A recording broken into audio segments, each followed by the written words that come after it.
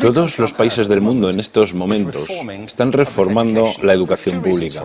Existen dos razones para ello. La primera es económica. La gente está intentando resolver cómo podemos educar a nuestros niños para que ocupen su lugar en la economía del siglo XXI. ¿Cómo hacemos eso? Si ni siquiera podemos anticipar cómo será la economía al final de la próxima semana, como esta reciente crisis lo está demostrando.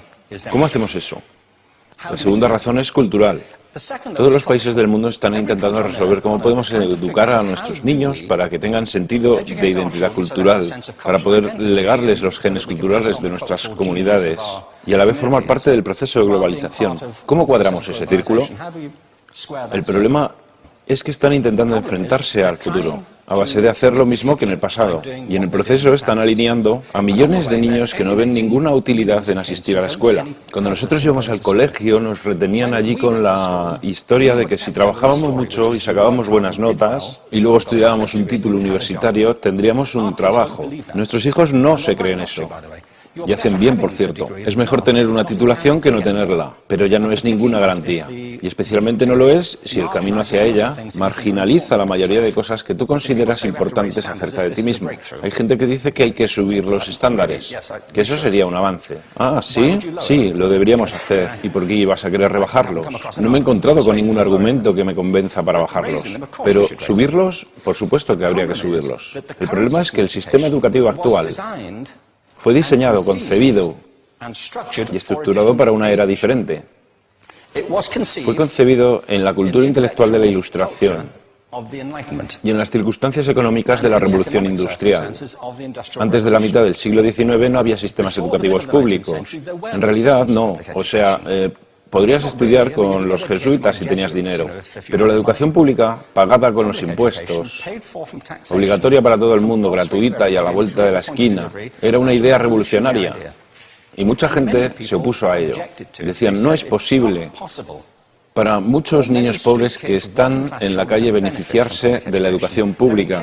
Son incapaces de leer y escribir. ¿Por qué perder tiempo con esto? Y también se asienta sobre una serie de suposiciones sobre la estructura social y la capacidad de las personas. Fue dirigido por el imperativo económico de aquel momento, pero a lo largo de todo ello se infiltró el modelo intelectual de la mente, el cual era esencialmente la idea que la Ilustración tenía sobre la inteligencia. La auténtica inteligencia consistía en cierta capacidad para el razonamiento deductivo y un conocimiento amplio de la cultura clásica. Se podría resumir en capacidad académica. Y esta idea está fuertemente enraizada en la reserva genética de la educación pública. El creer que hay dos tipos de personas, académicas y no académicas, y la consecuencia de eso es que mucha gente brillante se creen que no lo son porque han sido evaluados siguiendo este concepto de mente. Así que tenemos dos pilares gemelos, el económico y el intelectual. Y desde mi punto de vista, este modelo ha causado caos en la vida de mucha gente. Ha habido gente que se ha beneficiado maravillosamente de él, pero la mayoría de la gente no. En lugar de beneficiarse, sufren de esto. Una epidemia moderna, mal ubicada y también ficticia. Esta es la plaga del síndrome de déficit de atención e hiperactividad, TDAH. Este es un mapa de la incidencia del TDAH en Estados Unidos, el mapa de prescripciones médicas para el TDAH. No me malinterpreten, no quiero decir que el síndrome de déficit de atención no exista. Yo no tengo la formación necesaria para ello. Sé que la amplia mayoría de psicólogos y pediatras creen que sí, pero aún es un tema a debatir. Lo que sí me consta es que no se trata de una epidemia. Estos niños están siendo medicados tan rutinariamente como a mi generación nos quitaban las amígdalas, por los mismos motivos caprichosos y por la misma razón, la moda de la medicina. Nuestros hijos están viviendo en el periodo más intensamente estimulante de la historia de la Tierra. Están siendo acosados con información y les están reclamando subvención desde todos los medios. Los ordenadores, los iPhone, las vallas publicitarias y cientos de canales de televisión. Y nosotros les penalizamos por distraerse. ¿Distraerse de qué? Cosas que son un aburrimiento, en la escuela sobre todo. Me parece a mí que no es totalmente una incidencia el hecho de que la incidencia del TDAH haya crecido paralela al incremento de los test estandarizados. A estos niños se les está dando cosas como Ritalin, Adderall, a menudo medicación bastante peligrosa, solo para hacer que se concentren y se calmen. Pero según esto, el déficit de atención aumenta al ir al este de este país. La gente empieza a perder el interés en Oklahoma.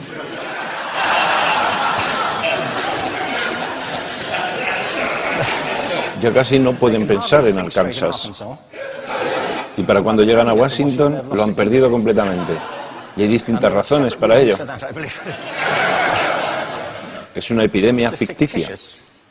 Si lo piensas, las artes, y no quiero decir que sea exclusivo de las artes, creo que también es cierto para las ciencias y para las matemáticas, pero permítanme hablar en particular de las artes, porque ellas son las víctimas de esta mentalidad en especial.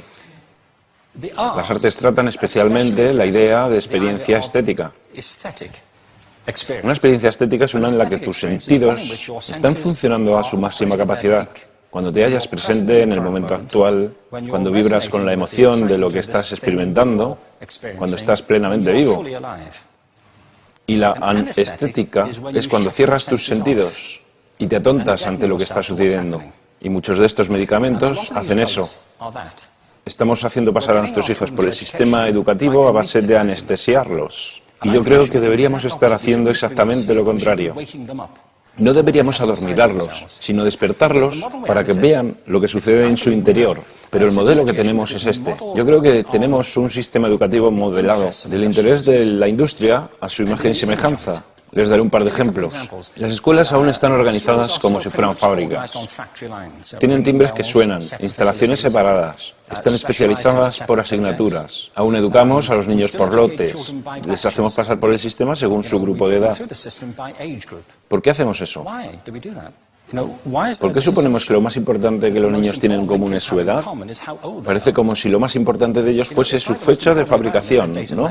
Bueno, yo conozco niños que son mucho mejores que otros niños de su edad en distintas disciplinas, o en diferentes momentos del día, o que son mejores en grupos pequeños, o en grupos grandes, o que simplemente trabajan mejor solos. Si te interesa el modelo de aprendizaje, no puedes empezar con esta mentalidad de cadena de montaje. Se trata esencialmente de una conformidad. Cuando ves el incremento de los exámenes estandarizados y de los currículos estandarizados, todo se basa en la estandarización. Yo creo que tenemos que ir justamente en la dirección opuesta. Esto es lo que quiero decir cuando hablo de cambiar el paradigma. Hay un estudio estupendo que se ha hecho recientemente acerca del pensamiento divergente. El pensamiento divergente no es lo mismo que la creatividad. Yo defino la creatividad como el proceso de tener ideas originales que tengan valor. Pensamiento divergente no es sinónimo de creatividad, pero es un componente esencial de la misma. Es la capacidad de ver montones de respuestas posibles a una cuestión. Montones de maneras diferentes de interpretar una cuestión. Pensar lateralmente, como lo llamó Edward de Bono. No pensar solamente de manera lineal o convergente. Ser capaz de ver múltiples respuestas y no solo una. Así que yo diseñé un test para esto y voy a inventarme un ejemplo. A la gente se le puede preguntar cuántos usos se le ocurren para un clip. A la mayoría se les ocurren unos 10 o 15. A la gente que se le da bien se le pueden ocurrir 200. Y lo hacen porque preguntan, ¿el clip podría estar hecho de goma y medir 60 metros? ¿Tiene que ser un clip tal como lo conocemos? Bueno, pues diseñé el test y lo probé con 1.500 personas. En un libro titulado Más allá del punto de ruptura, y en el protocolo del test, si superabas una puntuación determinada, se te consideraba un genio del pensamiento divergente. Así que quiero preguntarles, ¿qué porcentaje de la gente que hizo el test puntuó como genio en pensamiento divergente? Y debo decir una cosa más acerca de ellos. Eran niños de jardín de infancia. Así que, ¿qué opináis? ¿Qué porcentaje de genios?